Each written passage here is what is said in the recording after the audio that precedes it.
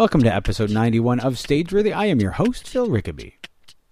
As always, Stageworthy features conversations with Canadian theatre makers, from actor to director to playwright and more. My guest this week is performer-creator Tamlynn Bryson. Last summer, I had the pleasure of seeing her show Indecision at the Hamilton Fringe Festival, and this year, her new show Bedwetter has played at the London and Windsor Fringe Festivals, and I'm sure you'll be seeing that next year as well. If you like what you hear, I hope that you'll consider going to your favorite podcast app and leaving a comment or rating. Those things really help people find the show. And if you want to drop me a line, I would love to hear from you. You can find Stageworthy on Facebook and Twitter at StageworthyPod, and you can find the website at StageworthyPodcast.com. And here's my conversation with Tamlynn Bryson.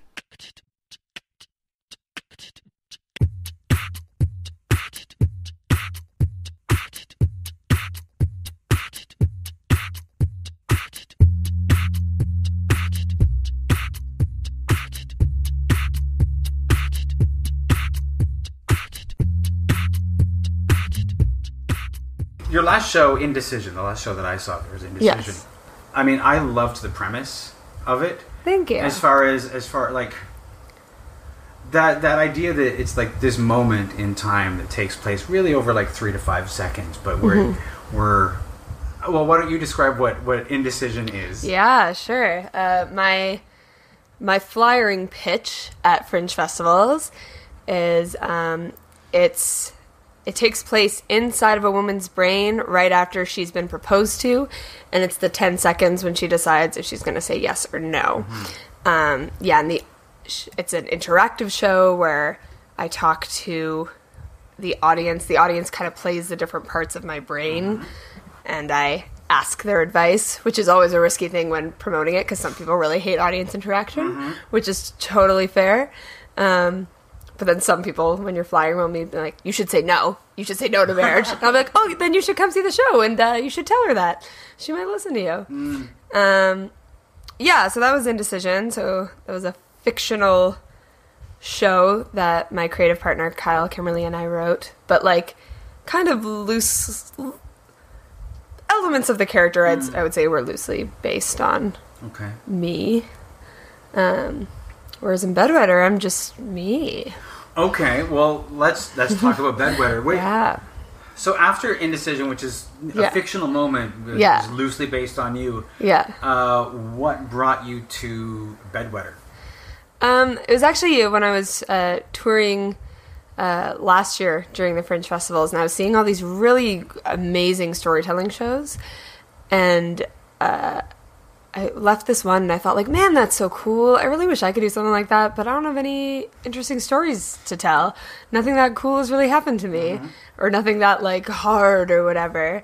Because there are people doing these really brave shows about, like, their struggles with cancer or, you know, like, really, like, hard family relationships. I was like, I guess there was that thing where I wet the bed until I was 14, but, like, who cares? But then I was like, oh, that might be cool. And then I got a Fringe slot. I got into the London Fringe before I knew which show I was going to do. I knew I wanted to take a little break from Indecision, just to create something new. And I went to Kyle, my partner, with like a few ideas. And I don't actually remember this, but the way he tells the story is that I said these 4 ideas I was excited about, and then said, oh yeah, and then there's also this idea I could talk about how I wet the bed until I was 14. And he thought that was the most interesting one, and yeah. How do you go about writing that show? It started with a lot of just telling the stories to Kyle, and a lot of this was stuff that I hadn't thought about in years. And yeah, it was my first storytelling show, my first thing based on my life, so there's a lot of, like, trying to navigate... One, what's the style of storytelling we're telling, and trying to figure out, like, maybe this is interesting to me, but no one really cares, or maybe this part I don't think is interesting is actually really interesting. Yeah. So a lot of it just started with me talking to Kyle about it. Kyle and I really like to devise on our feet. Yeah. Like, a lot of our work is we'll kind of improvise something and then come back and talk about it, and then improvise again, and through that create a script. Yeah, so... a lot of a lot of it came out of just storytelling, and then we also like to think like, okay, well, how can we like fuck with this moment? Like, we like changing up our styles, kind of similarly to Indecision, how there were kind of cutaways, kind of vignettes of like, now we're in an 80s sitcom or whatever. That kind of like, okay, well, can this moment be like, the show starts with a Law and Order style segment of me interrogating my bladder, asking why I've done this to me. So it kind of goes, it's interesting. I was worried it would be too similar to Indecision. But a lot of the feedback was, you can tell it's the same creative team, but it's not the same show, which was cool. Did that feedback come from like workshops, or was that like just like you went in and you performed it and that's the feedback you got? Pretty much the second one. We had a mini... so we did 2 Fringe festivals. We did the London Fringe, and then about a month later did the Windsor Walkerville Fringe Festival. So we had a one-night preview in Toronto at the Social Capital right before we went to London, and then a few weeks before that we had kind of a living room open dress rehearsal where we opened it up to feedback, and so that was kind of our little workshop. And that actually was the first time someone was like, don't worry, it's not the same show as Indecision. That's kind of the feedback that you want with the second show. Yeah. Like, I mean, because it's the same team, there are certain similarities that are going to come in. So you really want, even if it's just like that one voice, to say, don't worry, it's not exactly the same. Yeah. But I do like that people could see a similar style, because that's also kind of a cool, like, oh, we're kind of creating a brand. Yeah. Like, I really respect Sex T-Rex's work. Yeah. And I've only seen a couple of their shows, and they've been very different shows, but you can see a similar style, and so I know, I want to go see a Sex T-Rex show because I like what they've done, but I want to see what they're going to do next. Yeah. I mean, you always know with the Sex T-Rex show that there's going to be something, there's going to be an action sequence, there's going to be something in it, and it's going to be some kind of genre that you're going to take the genre and they're going to turn it on its head. It's always going to be, it's going to be funny. Yeah. Okay, so how were those 2 fringes for you? They went really well. It was it's kind of scary. Definitely when we began writing the show, it was super scary because this was kind of personal stuff that I hadn't talked about in years. And then there's also worries of like, is this just therapy on stage, and does anyone care? Like, is this a worthwhile play and story, or is this just Tamlynn wants to talk? Right. But then going through like almost a year or whatever it was, 8 months of a rehearsal process, I got less scared of telling people that I used to wet the bed. So I wasn't nervous in that respect, premiering it at London. London was a new festival for us. Had you never done the London festival? I've never done London before. I've never done London either, so I don't know much about how it is as a festival. I really enjoyed it. It's kind of a similar feel to Hamilton. Okay. I would say maybe a little bigger, little bit more of a beer tent nightlife. Yeah.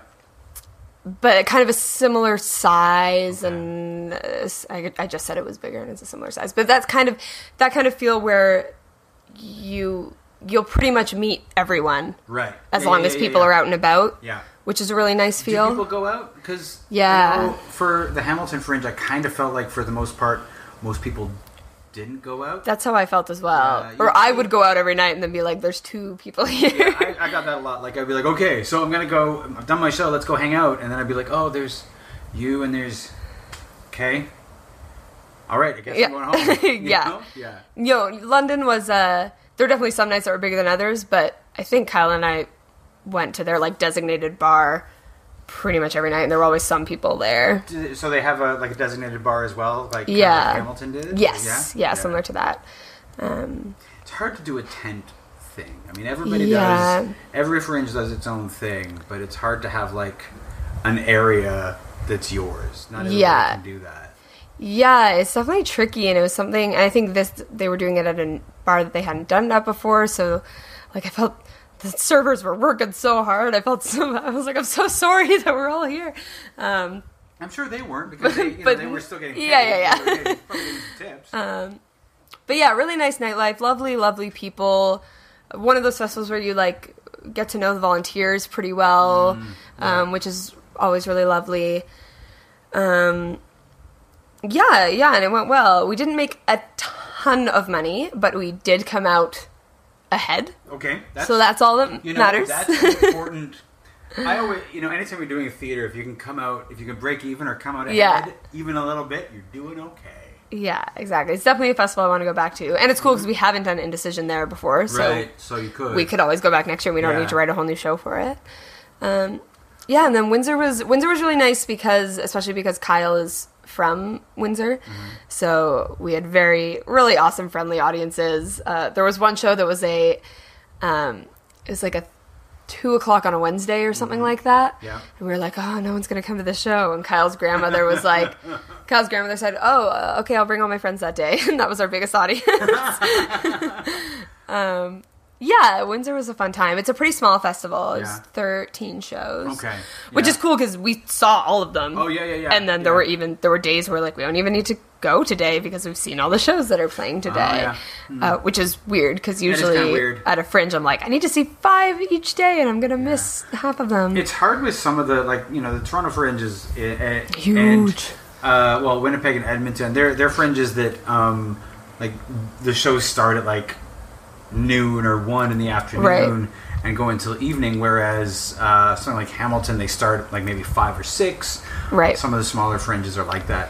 It's sometimes hard to know how to fill your day. Yes. When there's no number one, when the shows don't start till 5, and also when you've seen all the shows. Yeah, absolutely.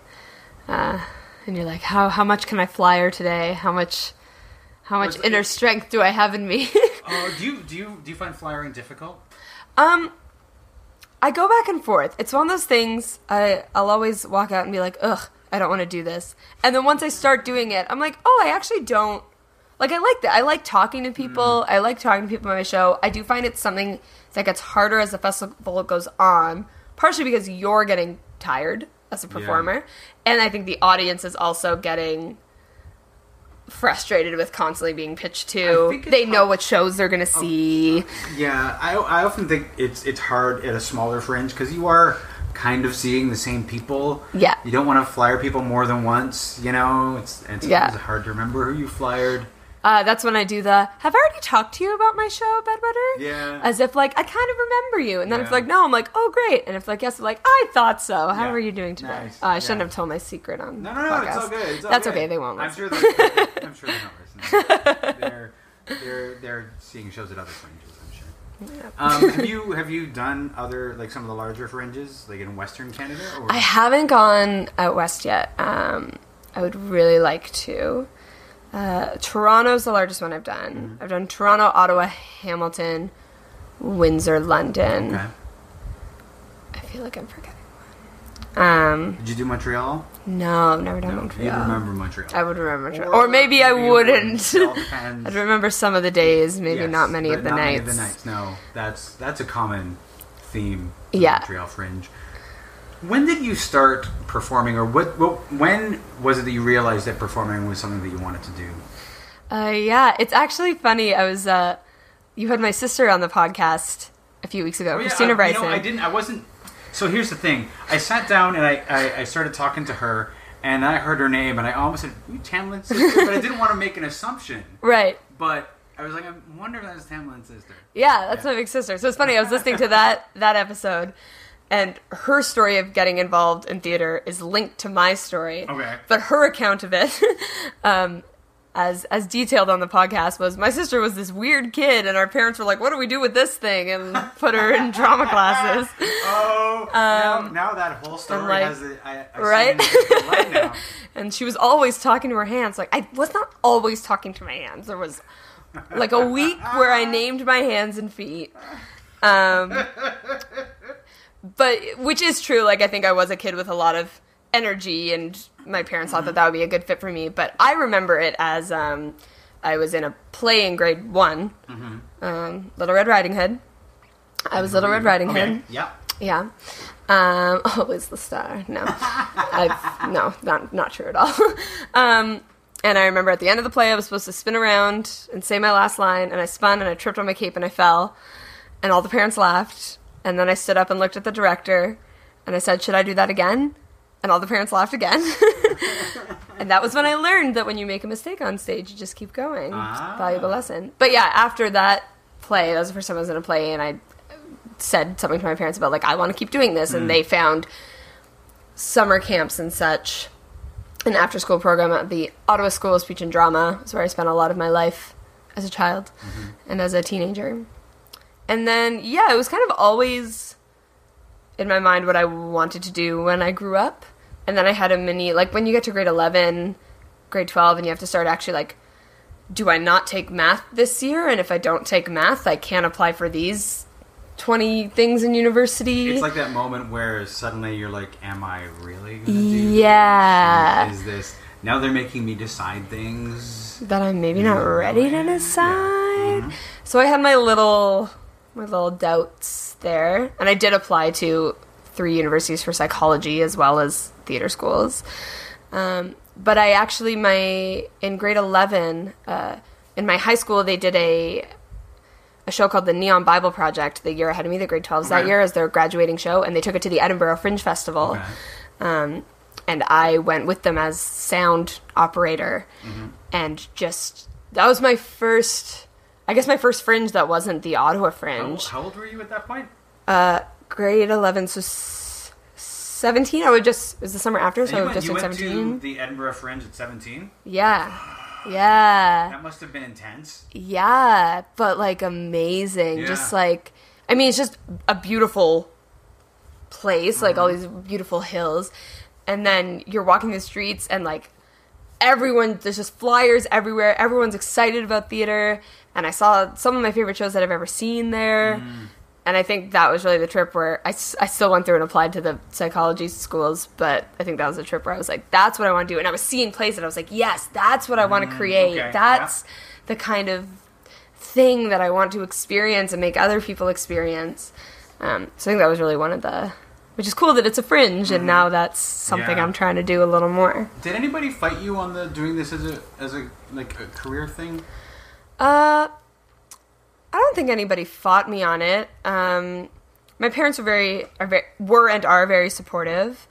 Kind of just random strangers, or like friends, mom's friend. Yeah. You know, like, I remember when I was in theater school, having a conversation with one of my friend's mom's friends, and saying like, "Oh yeah, I'm in theater school," and she kind of gave me this speech about like, oh, you know, that's going to be hard, and I have this friend who's an actor, and he is always paycheck to paycheck, and blah, blah, blah. And I was like, what are you doing? Are you trying to get me to drop out of school? Like, I'm already... And also it was one that was like, do you think I'm not aware that this is hard? Well, the people with that parental instinct are trying to save you from poor decisions, or what they think are poor decisions. Yes. You know? And a life of disappointment.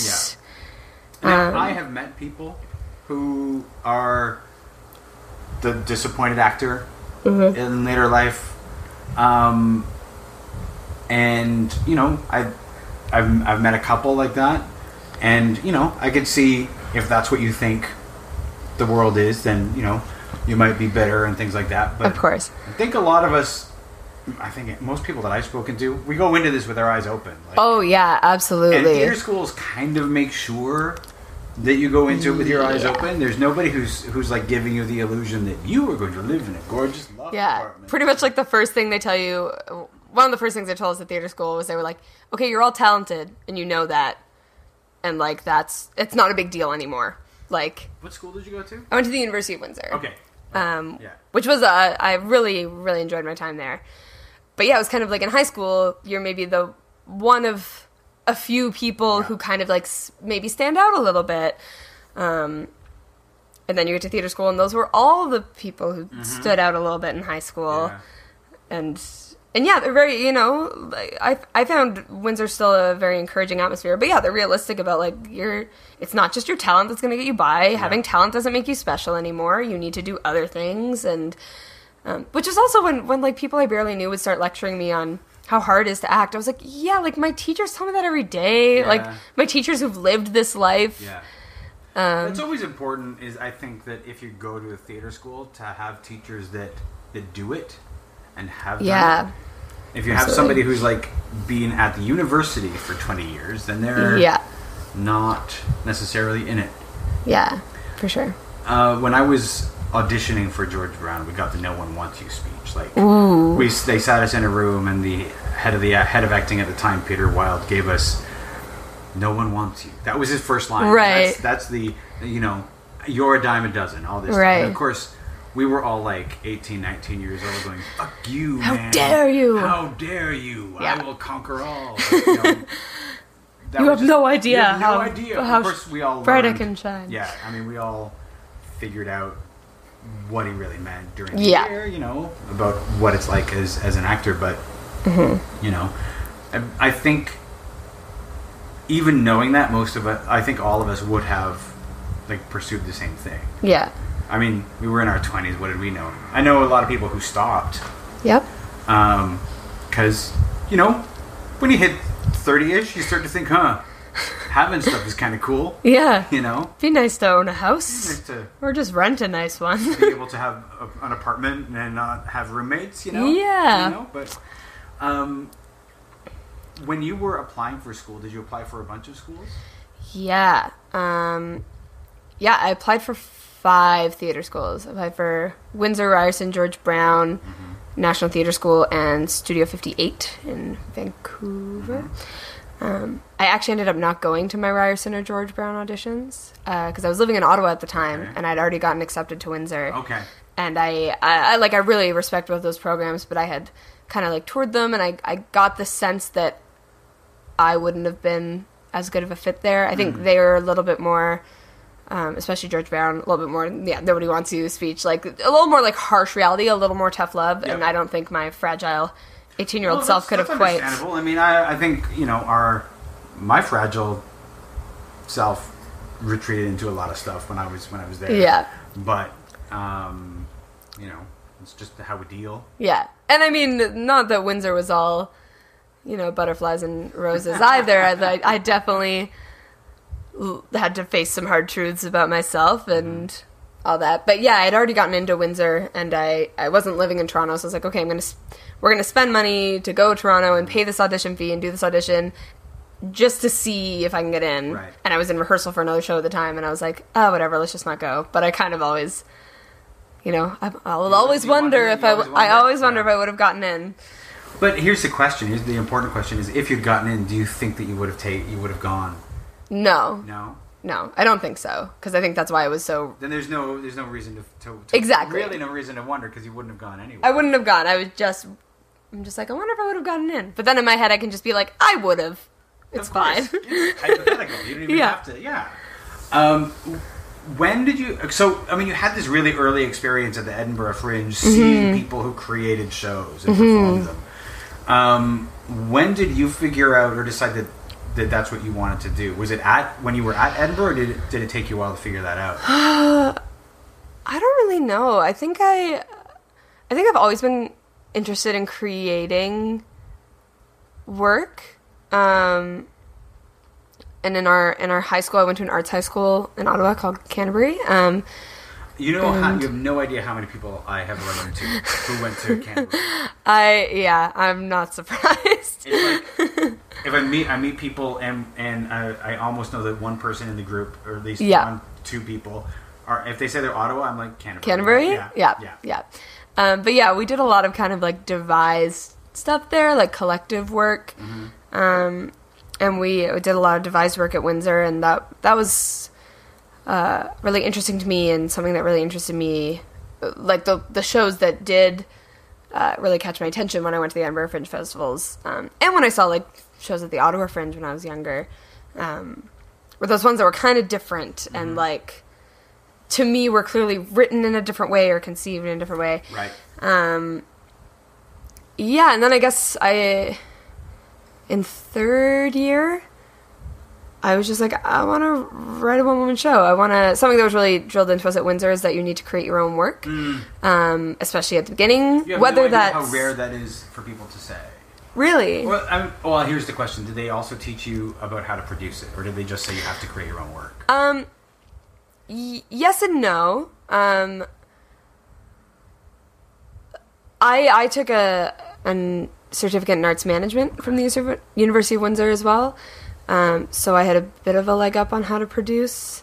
But I think what I learned the most through that program was the internships, was like actually doing it. Okay. Yeah, and I think it's something that they kind of tried to teach us, but I feel like a lot of people are kind of like, well, we want to create stuff, but how do we do it? Or it was stuff that, our profs would help us with if we went to them, but wasn't necessarily taught in classes. Yeah. I think that's the missing piece of the puzzle, and I'm waiting for theater schools to start doing that. Because, more and more people are acknowledging that you have to create your own work. Yes. But nobody's really saying, and these are the skills that you need to do that. Yes. They're kind of assuming that your career is still going to be go to the audition, get the job, go to the audition, get the job. Right. Without, the create the work, produce the work, perform the work, get the audition, interspersed with that kind of stuff. Yeah. So how did you learn to produce? Still learning. Yeah. Yeah, so a lot of the intros to it were from my arts administration courses. Like, I learned how to write a press release from that, and which I still sometimes am not sure. I'm like, is this still the format people use? Am I doing it right? It's one of those things that for me is still the mystery. Especially if you're creating the show, I can't see. It's hard to be okay, I have all these things in my head. Yeah. How do I put this into a press release so that it sounds like something you want to see? Yes. And something you want to write about. Yes. Something that's interesting to publish an article about. Bedwetter has a nice edge to it because it's based on a true story, and you can work stuff in there about bullying and coming to terms with who you are. But Indecision I found tricky to write a press release for. So I guess I learned some stuff from the University of Windsor, and then some stuff from I did an internship with a Company of Fools, which is an Ottawa Shakespeare Meets Clown theater group. So I learned some stuff. They're really lovely. I learned a lot from working with them. And then a lot of it you kind of just figure out and make mistakes. One of our first year, Indecision was initially called Working Title Undecided because it was about making decisions, and we thought that was a clever title. But from a marketing standpoint, people thought the show wasn't finished. People thought it was going to be unpolished because of that title. Oh. We were constantly explaining why we thought the title was funny, and we were well, maybe it's not funny if we have to explain it. Or last year when I did a French tour, I was like, I don't have enough pictures. People are always asking me for pictures for media, for newspapers and stuff, and I'm like, here's my poster. They're like, okay, do you have anything else? I'm like, nope. Or here's this one rehearsal shot that's kind of not the best quality. So I'm still learning as I go. Yeah. And what's nice what I really like about Fringe festivals is that some of it they help you with. They are providing you with a venue, they're providing you with a technician. They're doing some marketing for you. Yeah. But there's still always something that I either forget about or I leave it. When you leave something until you still have enough time to do it, but now it's stressful. There's a lot of that this year. Yeah. I still have time to get out my press release, but I need to do it today. The funny thing, the thing that I find is that, you in theory know the things that you have to get. But then there's also all the other million things, and so you're trying to decide, you're trying to prioritize, especially for Fringe where it's this is all me. Yeah. You're who's your team? Me? Yeah, me. Or it's me and Kyle. Yeah. And then there's only so much that and as producer, I sometimes end up kind of being costume designer and props designer, or we're kind of sharing that, but if so it's weird little... Or I did a play last year at the Ottawa Fringe Festival called #Stay Strong. And that one, I wanted to do it on my own. I wanted to do it all by myself, just to see if I could. So I was writing it, acting in it, directing it. I had a stage manager, but she didn't come on until kind of like right before we went to Fringe. Right. Because I was like, I just need someone to like run the show, right? And I was like, no, stage managers do a lot in rehearsal processes that would have been useful to have someone else there. And then it was also a multimedia show, so I was also doing all this sound design and like trying to create this like PowerPoint slideshow to go under the whole thing without really knowing what I was doing. And and also producing it. Yeah. And it was too much. Yeah. It was too much, and it was not fun. And I think the work suffered for it because I stopped enjoying it. Yeah. And I didn't become an actor to go into a room by myself and talk to myself alone. No. 5 times a week. That's not fun. I've sort of, when I'm thinking about the self-producing stuff, I'm trying to see what I can front load. Like, like how early can I get pictures done? How early can I... Like, and, you know, I end up making my own poster. So how early, once I have the picture, how early can I at least get the basic poster done and then, like, figure out where details are going to go? And how much can I front load before I don't have time anymore because I'm rehearsing and trying to put the show together? That's a really great way of looking at it. I'm always like, I don't need to do pictures yet, right? I'm like, if I'm... And it's hard when you haven't written the show yet. Oh, yeah, I know. That's what I struggle with, is like, I don't know what the promotional pictures will be yet because I don't know exactly whatever. In a way, I think you need to plan to do 2 sets of promotional pictures. There's pictures that may be used for early publicity or maybe some imagery for the poster when it's all high concept. And then once you have the show, you get a photographer to come in and like shoot in the space or the rehearsal or something like that, so you have like some actual show pictures. But it doesn't matter really how accurate the poster pictures or the promo pictures are, because they don't matter quite as much as the production photos, I think. Right. I mean, maybe I'm wrong about that, but... And, like, probably your show isn't going to completely change. Like, you know, Bedwetter is me standing in a diaper. Yeah. Like, it's probably still, no matter what the show turns out to be, me standing in a diaper will probably be relevant if it's still called Bedwetter. Yeah. I often, like, for me, you usually start with an image, and if you've got a good image, then I say, like, get that photograph done, or get those photographs done so you have that imagery. Because that's your initial sales image, because it's the first thing that occurred to you. And then, like, base stuff around that. And sure, maybe it's not completely accurate, but it doesn't need to be. It just needs to get the bums in the seat. Right. Yeah. Yeah, producing's a weird one. It's also... I've never produced when I'm not also acting in it, and also like kind of writing and finishing up the show. So it's always this thing that gets this stressful point of, like you're saying, when you're knee deep in rehearsals and then you're like, I forgot to do this, I need to buy buttons, we're gonna sell buttons, and I don't have buttons. You sell buttons? Yeah, we sold buttons this Shit, I give buttons away. I don't know what I was doing. We did them by donation. Oh, okay. Which is nice. So like some people we just give them to, like our technicians or whatever, and then some people will give you like $1, but then some people will give you $5, or your dad will give you $20, and you'll be like, all right, I won't say no. Or some people will just really love your show, and it's just another on their way out, like, hey, grab a button, it's by donation. And then if they just take one, it's still, it costs you whatever, 30-40 cents, and it's promotion. But if they want to drop you $5, it's pretty sweet. Hey, that helps to go towards the cost of the thing. Yeah, the beer. Or the beer. Yeah. And the show, And the show. I was thinking about the show, but I mean, usually at the end of the show, the beer is the more pressing concern. Yeah. It's funny because the whole producing thing is you end up writing the press release when you're like in the thick of rehearsal, because that's when you're like, okay, now I need to know. Now I know what the show is, and now I have to write a press release. And it's like the worst time to write the press release. Yeah. I don't even know how to navigate that. Yeah.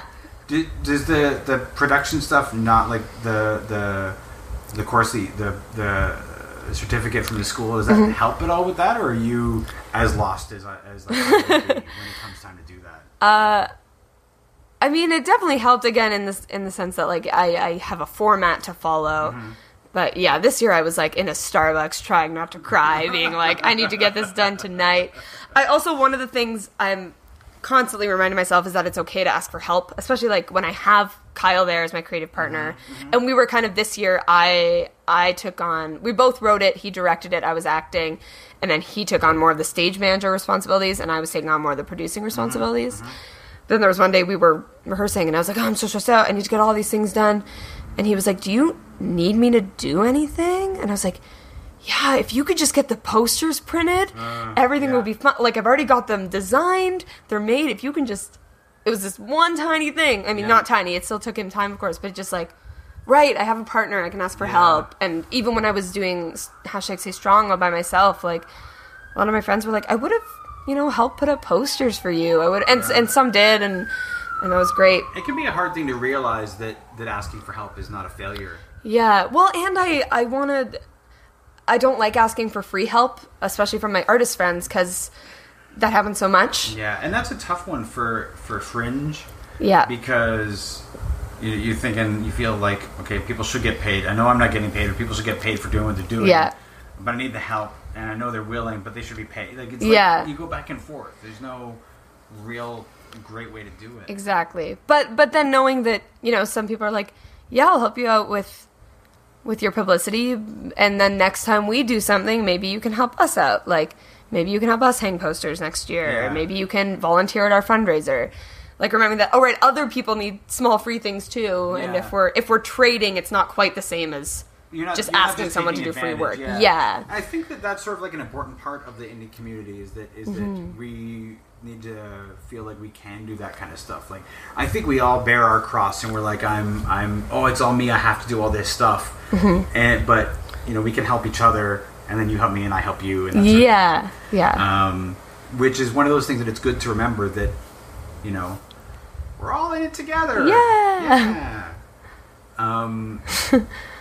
High School Musical. Yeah. Oh yeah. That's got a barn. Let's do a show. I don't know where that came from. Yeah, was there a barn in High School Musical? No, it's like no, because I never saw High School Musical. My thing, like, they were all the old Judy Garland, Mickey Rooney movies. Gotcha. Like, I'm old, so that's for. I'm not even that old. Like, not that old, but that's where my brain went. So yeah. Do you remember what the first piece of theater that you saw was? I don't. No. My parents used to take me to one of the museums would have plays a lot. I can't remember which one. Probably the Museum of Civilization. Mm-hmm. We would do that a lot as kids. Yeah, I don't know. It's kind of always been something that. Okay. Well, it sounds like your parents. I mean, you were mentioning going to the Ottawa Fringe when you were younger. And that's something that I think a lot of people don't do with their kids. Yeah, I feel like Fringe I started going to more like in high school times. But yeah, I feel like my parents definitely took us to like the National Arts Center occasionally, and we'd see like musicals when they came through town, and like my parents are still, season subscribers to a couple of theaters in Ottawa, which is nice because sometimes with your friends and family, you're like, are you just going to plays because I'm in plays and you feel bad for us? You're like, oh no, you just are doing this. It's nice to know that they just like theater. Yeah. But yeah, I don't remember. I was thinking about that with movies the other day. Mm-hmm. Some people remember the first movie they ever saw in theaters. I'm like, I have no idea. Now, see, now that you brought it up, I'm trying to remember. Actually, I know because I lived in Belleville, and there was a drive-in in Belleville that opened every season with Dumbo. Right. So the first thing they would show every year is Disney's Dumbo, and that was the first movie I ever saw. First play, I couldn't tell you. Yeah. I have a couple of vague memories of a couple of pantos or kids shows. Yeah. I don't know what they were. I have this memory of a play that was being performed in our elementary school, and they were doing this bit where one of the actors was kind of manipulating the other actor as if it was like a doll, as if it was kind of like a ventriloquist puppet. Okay. And I remember having this moment where I forgot that he was human for a second, and I just believed he was a doll because they were doing it so well, and then I was like, whoa! That's so awesome. Yeah, I remember that moment so clearly. And that must have been like grade 2 or 3. The magic of theater. Kind of the important thing of like having plays that come into schools, regardless of how big or small they are. Yeah, is that at a certain age, kids will go with anything. Yeah, and once they hit like 10 or 11, they won't go with anything. Before that. But young kids will also call you out. Absolutely. Absolutely. Like, I'm bored. If you're not it doesn't make sense. No. They're an honest audience. They're very honest. Yeah. They will not sit quietly and clap politely. No. That's something we're thinking about with Bedwetter, is adapting it to be a school performance. It's something a lot of people, when they see it, have said, have you thought about bringing this to schools? And it's definitely, we're really interested with it. It's just tricky. It's tricky because right now, in my mind, it's written for an adult audiences. Right. And some stuff, like we can take out the swearing. That's easy. Yeah. Like there's a section where I talk about, in grade 7 and 8, I got bullied, unrelated to the bedwetting. Yeah. But it was another layer of how much worse would the bullying get if they knew that I was wetting the bed. And I kind of am in that section talking about how like grade 7 is this terrible time, right. And you don't want to be the new kid, you don't want to be the weird kid, you don't want to be that kid who goes to musical theater camp and sings to herself, which is kind of, for adults to look back on that, it's kind of, they can laugh at it, but if you're presenting to a grade 6 class and the next year they're going to grade 7, you don't want to just be like, it's gonna suck. But maybe there's a way we can adapt that but also kids going through that are like, yeah, you're right. So just things like that how can we adapt that to still keep the truth of what it is, but maybe be a little more delicate with it. Yeah. Sometimes it's hard to know whether you should or not. Like, if you wrote something for an audience, a particular audience, does it lose something if you adapt it to something else? Right. And it's hard to know. Because it might seem like, this could work in schools if we make some changes. Right. But then, is it still the same show? Right. Hard to know. Yeah, it's tricky. And like what, because right now, just with like, if we take out some fucks, we could do it at high schools pretty easily. Like I think it'd be, that age group it'd be well suited to. Do you really have to take out the fucks for high school? I don't know. I don't know if you do, because I have a friend who's done a solo show at a couple of high schools, and I think she kept the shits and fucks in. All right. So maybe, I guess it depends on the school. Maybe the school, yeah. Maybe some of the schools are like, no shits, fucks. Yeah, so like right now, the way the show's written, I think it could make sense for a high school audience. I'm like, but some of the messages might be better suited to like a grade 6 or 7 audience, like where they're kind of going through these changes and learning about, like maybe it's more beneficial to them to hear about like bullying and stigmas and... Yeah, it's a tricky one. I think we need to talk to, like, someone with teaching training or drama and education training a little more and, like, have them look at the script and... see if you can find, like, a teacher or a principal who might book that kind of stuff. Yeah. And find out. I'm sure that in the community there are people who could let you know. Yeah, absolutely. And, Kyle's mom works for a school board in Windsor, so...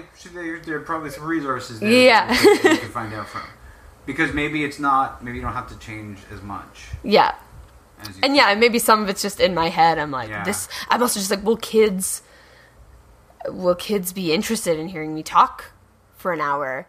But again, it is very like stylized in moments. And I don't think it will ever be for a grade 1, 2, 3. No.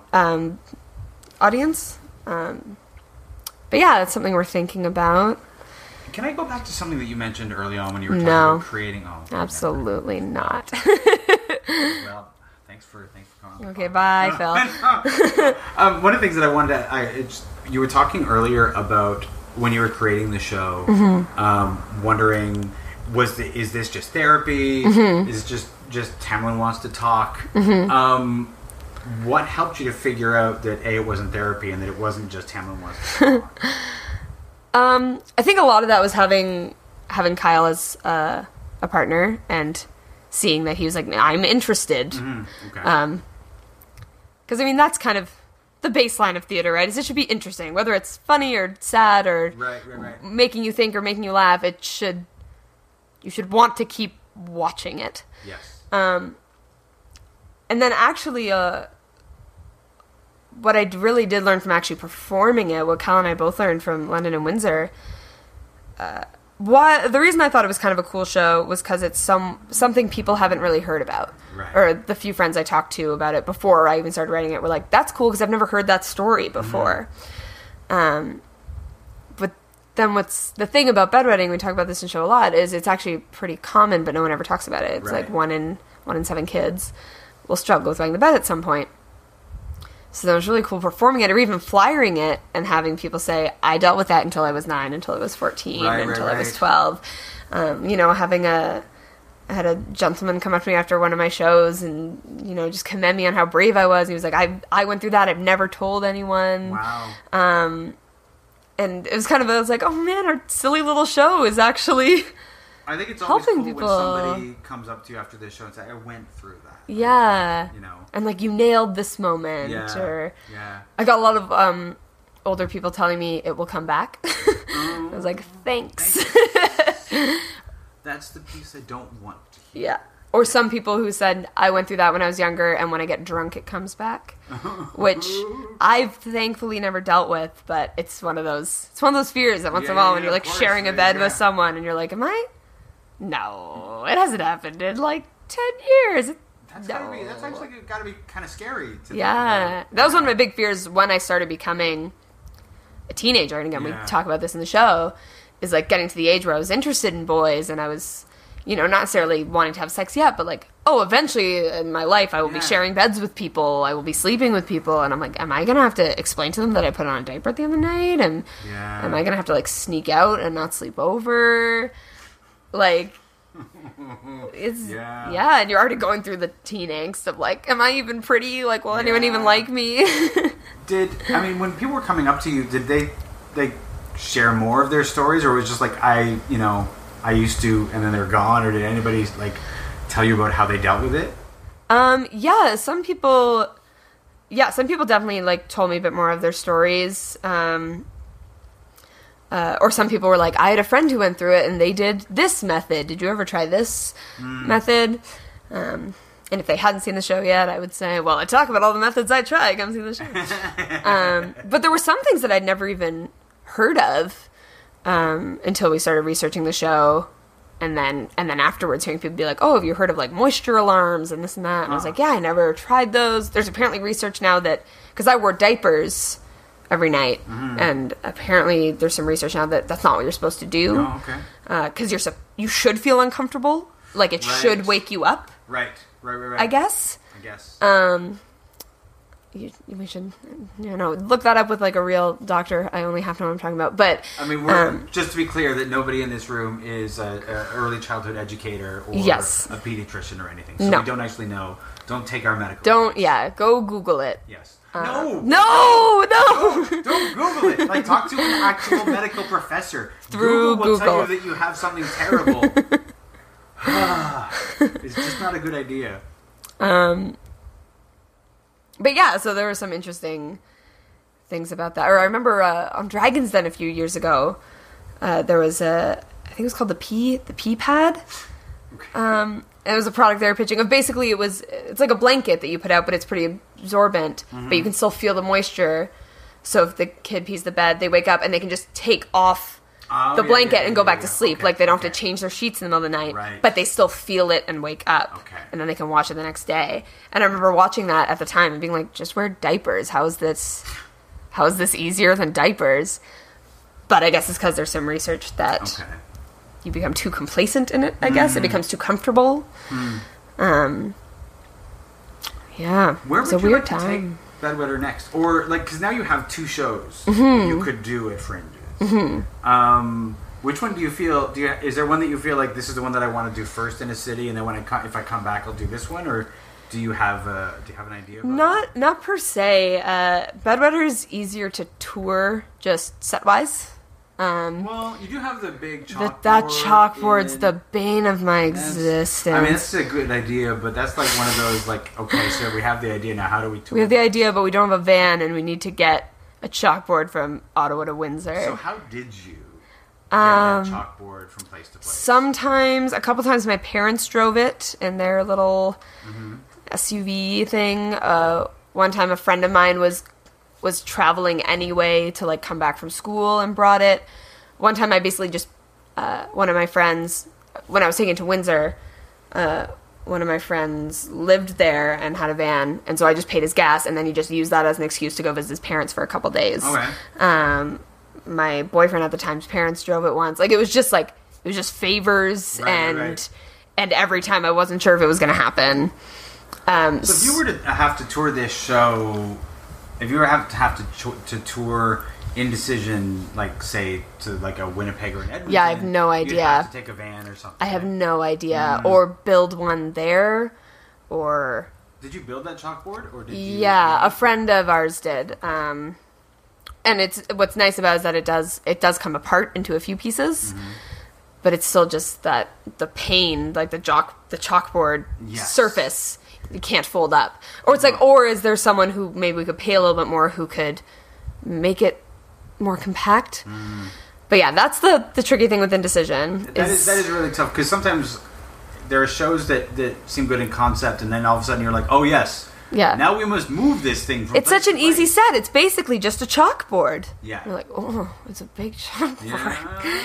But it's like crucial. You can't really do the can't show do without it. You can't. Yeah, so Bedwetter's definitely easier to tour. I think right now we're more excited about Bedwetter just because it's new, Right. and we've only done it a couple places. Even Indecision, I guess we only did it 4 festivals, but it was over a couple years, and we did a couple times at our school, and then at just Windsor in a theater. So it kind of felt like one we were ready to take a little breather from. Right. Whereas Bedwetter's like, no, we've only done it 2 places. We Yeah. only did one night of it in Toronto. Most of our friends couldn't come. It was the Monday after the long weekend. Yeah. Like, but it's not necessarily like we would need to take one to a city before the other. But it's, yeah, like London, like, oh, we haven't done Indecision there, and we have a show that's pretty much ready to go. Boom.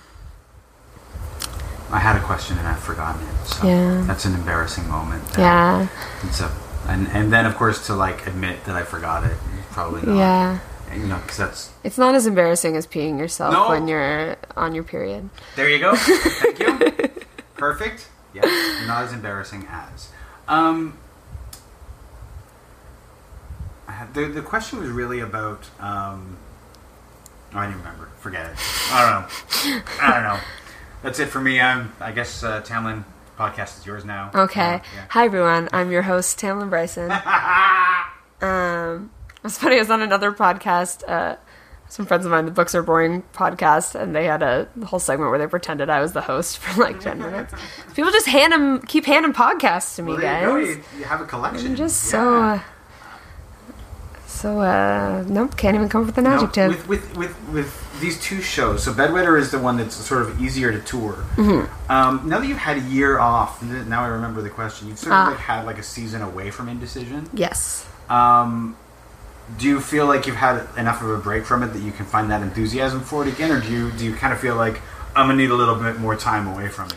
No, I definitely I would definitely be excited to do it again, and I never fully lost the enthusiasm for it. Whereas like Stay Strong, I did it once and I was like, I'm done. I'm taking a break. Maybe forever, maybe I'll come back to it, maybe not. Part of the thing with Indecision too is that we'd done it so many times that it was like a lot of our friends had already seen it. It was getting harder and harder to get people out to shows.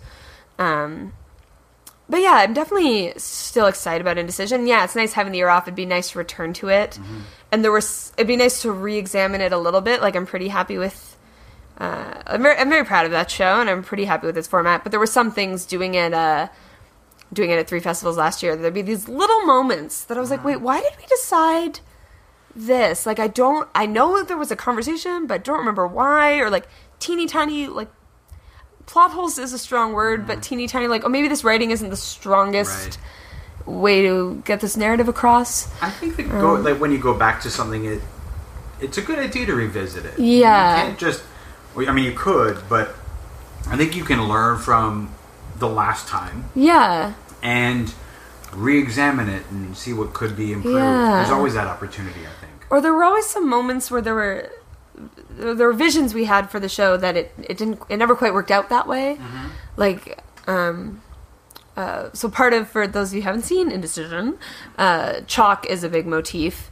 And there's a chalkboard, and then other things become the chalkboard. And just something as simple as like the floor becoming a chalkboard happens in the show, but very briefly. Yeah. And there was one day I was like, oh, could I have used the floor more? But then it's also hard when you're touring spaces. That's the thing, is you don't know what kind of floor you're going to have. Yeah. You don't know if they're going to get pissed if you write on the floor. Yeah, there was one festival, I forgot which one, where I didn't write on the floor at all. It was just too complicated. If you write on the floor, you then have to mop the floor. Yeah. And that takes up some of your time. Yeah. You know. I think it was Toronto. I think Toronto I didn't write on the floor. Because you saw me write on the floor, so I must have been Hamilton. Yeah. I saw you in Hamilton. I didn't see it in Toronto. Yeah. Toronto probably would not have wanted you. Yeah, I don't think they let me write on the floor. Yeah. But yeah, even just little things like, oh, we always wanted to do this with it, and then you have to finish a play, and there are these little moments we didn't explore maybe as much as we could have, and then, But yeah, there's definitely still a lot of love in my heart for Indecision. She's such a fun character to play. I really one of the things that I really liked about it is that as soon as the show starts, you know who you are as the audience.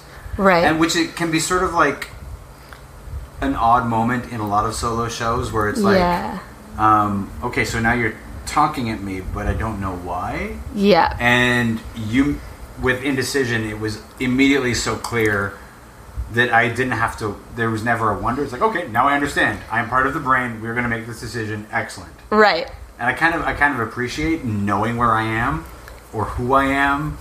Why are you talking to me? Yeah. Which is kind of really helpful. That's really great to hear, because that was definitely one of our goals in writing it. And some of my favorite solo shows that I'd seen before Created, I was like, I love the shows where I knew why they were talking. Whether it was to me or not to me, I knew why they were talking. Yeah. I do think that's an important thing in a solo show, is to have that be clear. Like, why are you even talking at me or to me?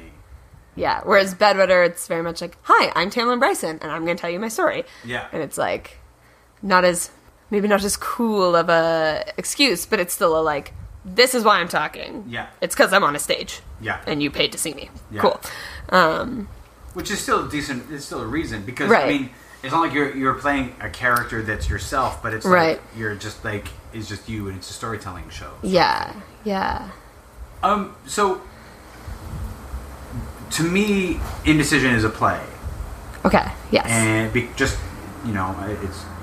it's a play. It feels like a character. Bedwetter, which of course I haven't seen because I didn't get to London or Windsor.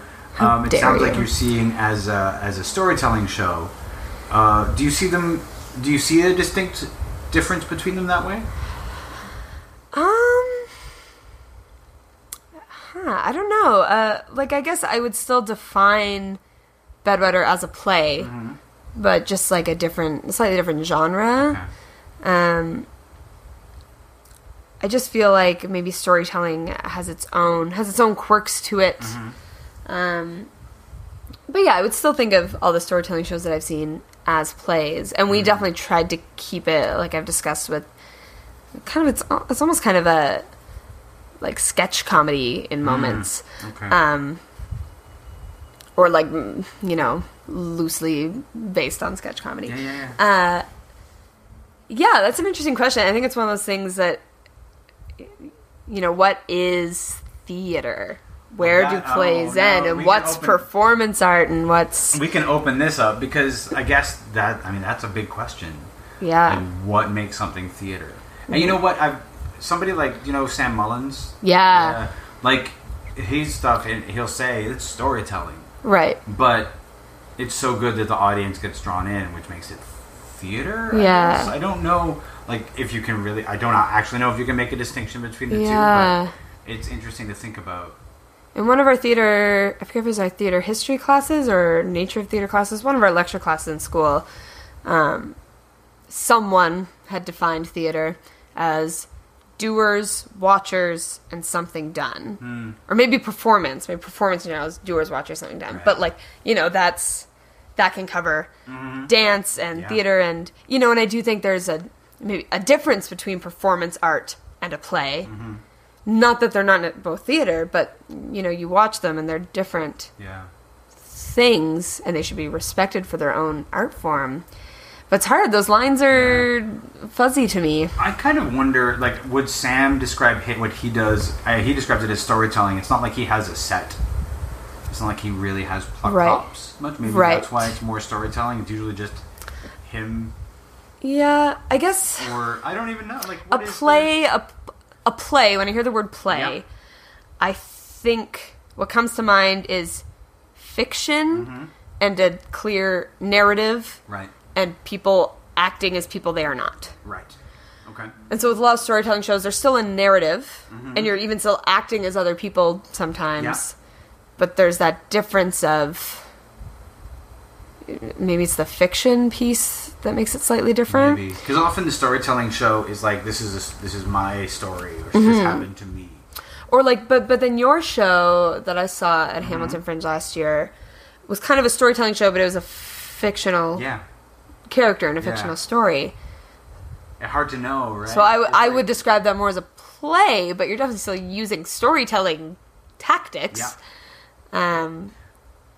We've blurred the line entirely, so I guess I don't know is the answer. I think it's a play and storytelling. Okay, yeah. But if a dramaturg or critic wants to come correct me on that, by all means. I guess they don't have to be mutually exclusive. Yeah. Cool. I don't... Yeah, because, as soon as I started asking the question, I was like, nope, this is going to be a tough one. I'm not going to be able to really figure that one out. I think that's one of the cool things about theater, and that's what makes me excited about newer forms of theater is blurring those lines. And a show, I've never seen it, but a show like Sleep No More in New York. Yeah, I haven't seen it either, but it's on my list. Yeah, but this show where it's kind of a play, but it's also kind of performance art, and it's kind of exploring a house. And have you had the opportunity to see the Hogtown show in Toronto? I haven't. No. It's an immersive show at the Campbell House. Cool. I think it was for the month of July they were doing it there, and it's one of those immersive, like all over Campbell House sort of thing. Awesome. Yeah, I'd love to see that.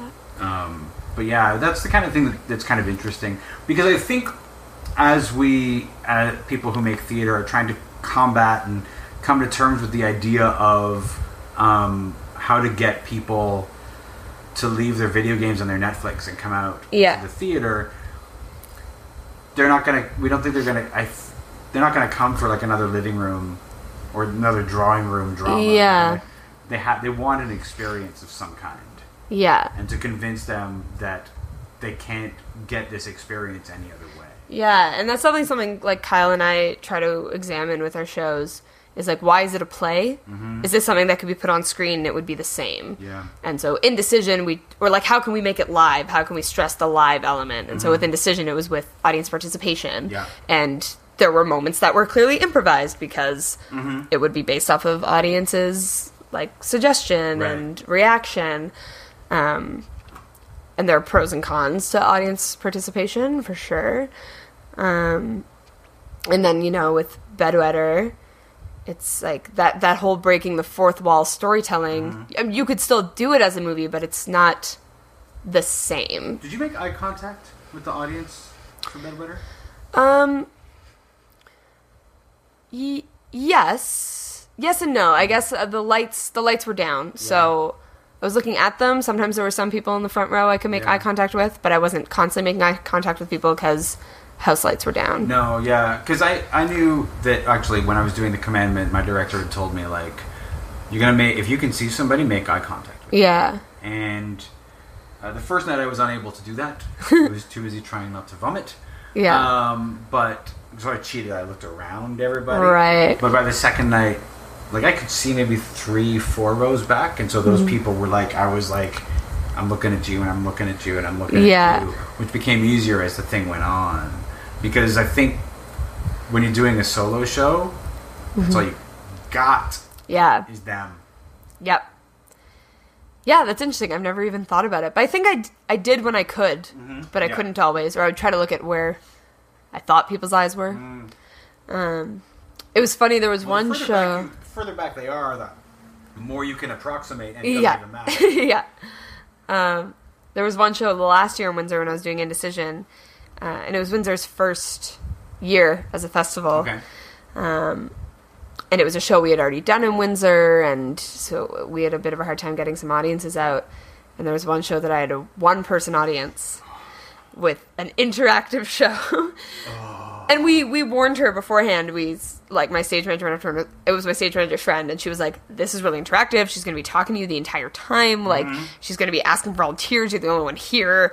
Are you okay with this? We can refund your money. You can come another day. And she was like, if she's game, I'm game, which was lovely. But then the hardest part about it was trying to figure out where to look the whole time. Yeah. So usually I looked around to the different groups of people, and I was like, have... there's only one person, but I can't just stare at you for 60 minutes. Yeah. Like, what did you do? I don't know. I don't even remember. It's such a blur. I think I mostly talked to her, but then I would kind of look around, but kind of make it look more like I was thinking up versus talking to an empty seat that is clearly an empty seat because no one's there. And then like halfway through the show, a bunch of the like volunteers and stuff came and sat in too. Okay. So there were at least more places to look. Thank you. But yeah, that was a rough one. That is a rough one. It was a rough day. She was great. She had a great laugh. She had a great time. Well, that's good. That's good. You kind of want the person with the great laugh to be like that voice in a big house. Yeah. Let people know that it's okay to laugh. Oh yeah. You need a good laugher. Yeah, that's actually an interesting thing with Bedwetter. Because in my mind, it was so clearly a comedy. Like I said, it starts off with a Law and Order spoof. Yeah. Like, so silly. And some audiences would laugh right away. But some audiences, it took them like 15 minutes to get their first vocal laughs out. You never know.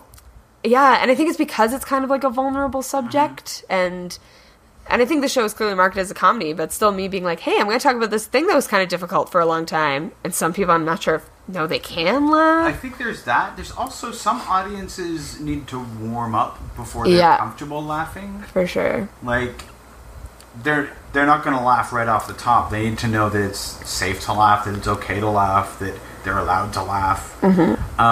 If people aren't familiar with theater, being in a room full of people where the actor is there can be really weird for people. Yeah. Totally. Yeah. The actor who's also the writer. Yeah. One of the writers. I have to ask, because that's one of the things that terrified me, like performing solo, was the fact that I'm not just performing this, but I wrote this. Yep. That's one of the reasons why at my first performance I wanted to vomit. Yep. Because this is like so much my work that if they don't like it, there's many parts of me that they are not liking. Yeah. Did you struggle with that at all? Yeah. Yeah, especially with the first time we did Indecision, which was then working title Undecided. It's scary, and it was the first time I was the only one on stage, which is great in a lot of ways. Like, I love it. Clearly, I've chosen to do it again, but it's scary. Like, if they're bored because you're not keeping them interested, and you can't blame something else. Like, we've all been in maybe productions that we're not as proud of, and your friends can be like, "Oh, I didn't like the script, but I liked you," or "I thought the direction was weird, but I liked you." But when it's all at least elements of you. I mean, obviously, I had Kyle as a partner, but when there's so much of you in it, it's definitely scarier to hear what people thought, and when reviews start coming out. And at first I was like, I'm not going to read the reviews, but then you're also the producer. But you have to. You have to read the reviews. That's the hardest thing about producing a show at Fringe is like you're told from the beginning as an actor, don't read the reviews, and then you're also the producer. So in order to promote the show, you have to read the reviews. Yeah, it's just torn in so many directions. You have to know, like, okay, if they don't like this, how do I convince myself to go on stage tonight? Yeah, totally. There was one moment in Indecision that a reviewer pointed out as like maybe not being as strong, and then it was just every night when I did, I was like, do we need to rewrite this? Do I need to act it differently? But then trying to be like, that's next week Tamlynn's problem. Yeah, like that's when we revisit. Yeah, because you also don't want one. Reviews are tough, man, because sometimes they help, because you're like, you know what, you're right, I was thinking that moment was weird, and now someone has validated it with agreeing with me. But then it's always going to be a person's opinion. That's right. And you don't want to change your show based on one review. Sometimes somebody will be like, no, I didn't enjoy it, it wasn't funny. And you're like, I know what show you were at. Everybody else was laughing. Right. What's your problem? Yeah. I performed a show in the Montreal Fringe, and I remember it was a silent film style show. Okay. And the the reviewer we spotted, we remembered them from the next night. Right. Because their review started, I don't like mime, so I knew I wasn't going to like this show. And we were like, it's not mime for one thing, but you obviously had decided when you came in that you were not going to like this show. But that audience loved it, so fuck you. Yeah. Or like, thanks for your opinion, but it doesn't mean I need to change my show over it. But that's a hard part, knowing when to, or even just like your friends' opinions, knowing. There was something, the first year we did Indecision, something that came back multiple times was that the ending was too abrupt. So something was like, okay, we've heard this 10 times, so let's look at it. Yeah. And we adapted it a little bit and still got a little bit of that the second year. But then it got to a point where Kyle and I were like, no, but we've chosen this ending for a reason. Yeah. We like it. We have our explanation behind it. Some people aren't going to like it, I guess. For some people, it's too abrupt, and that, is fair. But for us, it was like, no, that's the ending. And, but just knowing, okay, we've thought it through. Yeah. Whereas there's some things reviews are like, this part didn't seem well thought out. And you're like, you know what? Maybe it wasn't. Maybe I should look at it. Did you expect solo performing to be so addictive? Like, I thought I would do one, and maybe if it went well, maybe I'd do another, but that would be like a thing that maybe I would do. But as soon as I finished doing The Commandment, I was like, I need to do another one. Yeah. Yeah, I guess I never really thought of it. And, because, when I started wanting to do Indecision, it was kind of just like, I need something for when I graduate. Yeah. I need a project to hold on to so I don't completely sink. So I have something to at least apply to some festivals with. I guess I don't know if I ever, before I did it, if I thought about it any further than that. And I guess it was like a let's try it and see how it goes. But it is super addictive. Yeah. And it's hard when the show goes poorly. Like, it was hard when Stay Strong went poorly because it was like, there's no one else to blame. Yeah. But then when things go well, and it's like, it's just one or two of you that have created this thing, and a lot of us became actors because we like attention, and it's nice to get that attention for an hour. I find it's not just the attention, it's the fact that, like, I'm doing this. Like, you are following me, and it's just me that you're following. There's something, I guess I would be a terrible politician because I become a megalomaniac really easily, because they're following, and there's a feeling of power there, I think. Yeah. But then on the other hand, I miss having a cast. Well, that's the other side. I miss having someone to act with. Well, see, that's part of it for me, but also, like, so you finish the show, and let's say that you're not in a city that you're familiar with. Let's say that it's just you in Edmonton, Alberta, at the Edmonton Fringe, and so your show finishes, and so who do you go for a beer with?